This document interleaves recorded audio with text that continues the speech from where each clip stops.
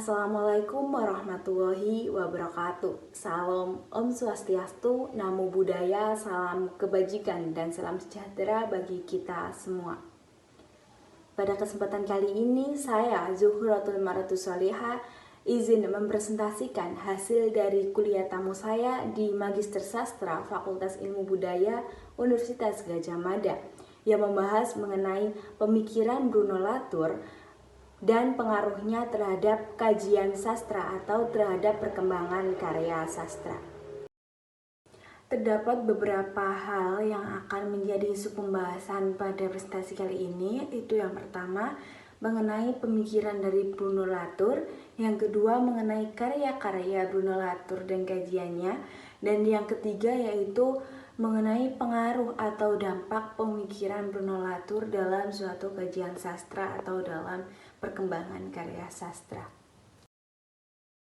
Bruno Latour merupakan seorang pakar Science and Technology Studies atau STS yang berdampak pada ranah filsafat, antropologi, sosiologi, dan sastra yang kerap disamakan dengan konstruktivisme sosial dan posmo secara umum.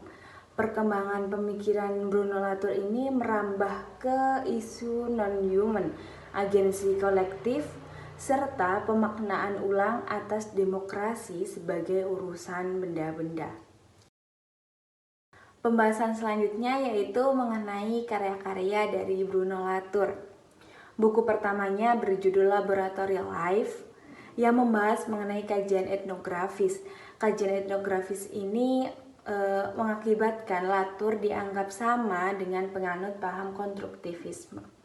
Adapun karya kedua yaitu berjudul Science in Action pada tahun 1987. Buku ini membahas mengenai peran aktor jaringan. Proses perubahan terjadi dikarenakan jejaring antar aktor, baik manusia maupun non-manusia.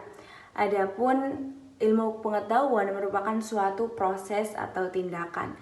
Sains dihasilkan melalui praktik sehari-hari. Kontroversi ilmiah merupakan suatu bagian penting dari terbentuknya konsensus ilmiah dan pengembangan pengetahuan. Karya Latour selanjutnya yaitu berjudul The Pasteurization of France pada tahun 1988 yang membahas mengenai kemenangan Pasteur sebagai kemenangan jaringan. Kemenangan jaringan ini menggambarkan suatu ilmu pengetahuan yang merupakan hasil negosiasi dan mediasi. Agensi mikroorganisme juga memberikan bukti penting adanya pasteurisasi. Karya selanjutnya yaitu berjudul Politics of Nature pada tahun 2004. Buku ini membahas mengenai kritik terhadap pemisahan alam dan masyarakat dalam diskusi politik. Melalui kritik tersebut, Latour mengusulkan adanya parlemen benda, yaitu dengan memasukkan isu lingkungan dan ilmiah ke dalam demokrasi. Buku ini juga membahas mengenai perubahan peran ilmu pengetahuan. Menurut Latour, ilmu pengetahuan tidak lagi berfungsi sebagai sumber otoritas yang absolut, akan tetapi menjadi salah satu partisipan dalam dialog demokratis. Buku selanjutnya yaitu berjudul Making Things Public pada tahun 2005 yang merupakan kelanjutan dari buku sebelumnya yaitu Politics of Nature pada tahun 2004. Buku ini memperluas gagasan mengenai politik yang berbasis akta non-human. Buku selanjutnya yaitu berjudul Inquiry into Modes of Existence pada tahun 2013. Modus eksistensi ini menjelaskan bahwa beberapa hal mengalami atau memperoleh keberadaannya dengan cara masing-masing atau dengan cara lain dan berbeda, tidak dapat dipukul rata dan tidak dapat direduksi satu sama lain. Dalam modus eksistensi ini yang paling penting yaitu menjalankan diplomasi ontologis. Karya dari Bruno Latour yang terakhir yaitu berjudul Facing Gaia pada tahun 2017. Buku ini membahas mengenai krisis iklim sebagai tantangan epistemologis atau permasalahan paradigma dengan melihat alam terpisah dari kehidupan manusia. Oleh karena itu, Latour mengusulkan adanya perluasan konsep Gaia atau pencampuran interaksi antara makhluk hidup dan makhluk non-hidup, serta dilanjutkan dengan pembangunan solidaritas baru. Selanjutnya yaitu dampak pemikiran Bruno Latour terhadap kajian sastra. Dampak yang pertama yaitu adanya non-modernisme dan perluasan ekokritisme. Non-modernisme dapat ditemukan pada buku berjudul We Have Never Been Modern. Modernisme ini dibangun atas konstitusi yang memisahkan natur dan kultur. Sedangkan Latour menunjukkan bahwa alam sudah terakit bersama manusia yang dikenal sebagai hibrida atau kuasi objek. Terdapat 3 respon Latour terhadap modernisme, yaitu yang pertama postmodernisme, yang kedua antimodernisme, dan pandangan Latour yaitu yang ketiga non-modernisme atau perspektif yang muncul dari pengakuan hibriditas alam budaya.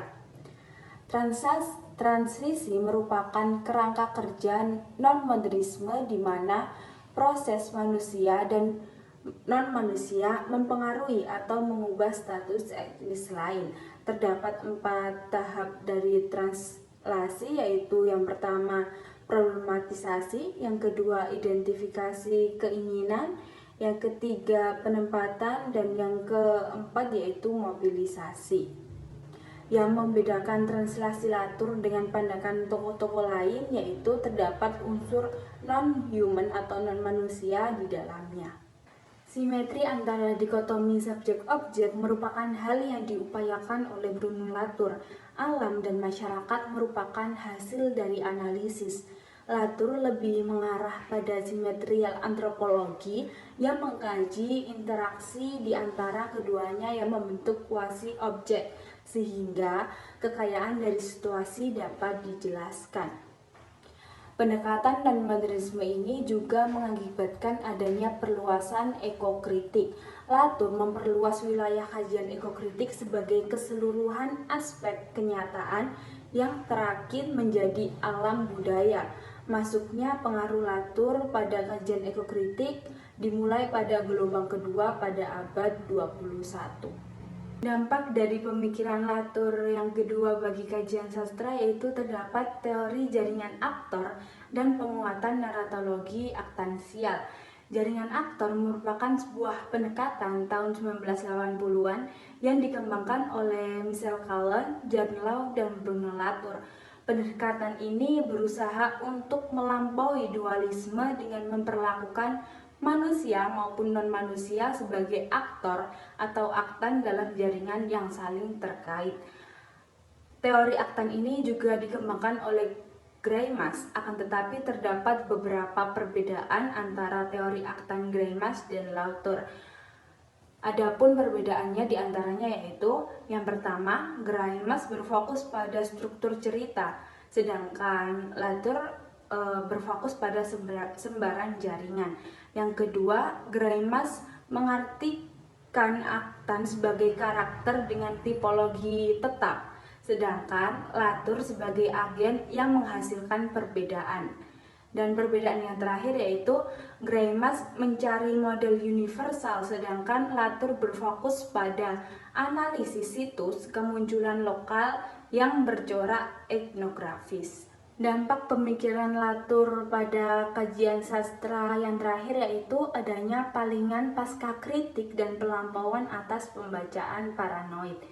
Pembacaan paranoid sendiri yaitu pembacaan yang bergerak untuk membongkar unsur-unsur teks yang direpresi. Oleh karena itu, sebagai alternatifnya, Latour dan Sedgwick mengajukan pembacaan reparatif atau pembacaan yang memposisikan pembaca sebagai penikmat dan terbuka pada hal-hal baru.